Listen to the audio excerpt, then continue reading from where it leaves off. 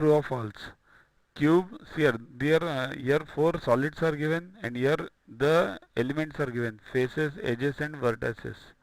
We have to check which one is true and which one is false. This is the meaning of edge, this is vertex, point, and this is the face. Okay. Cube has how many faces? 1, 2, 3, 4, 5 and 6. And vertices 1, 2, 3, 4, 5, 6, 7, 8. Edges 1, 2, 3, 4, 4, 4 means 12. Okay. So for cube it is true. Next, cylinder. There are 3 faces. One top, one bottom and this circular face. Edges, 2 edges. One these corners. And vertices means points. No vertices. So for cylinder it is false because edges is 1, that is 2, face vertices is 0 and face is also wrong. So this is wrong. Triangular pyramid. Number of faces 4, number of edges 6, number of vertices 4. So triangular pyramid is true. Now cuboid.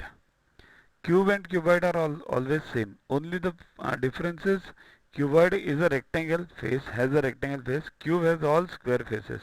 Remaining things same. 6 faces, 8 vertices, 12 edges.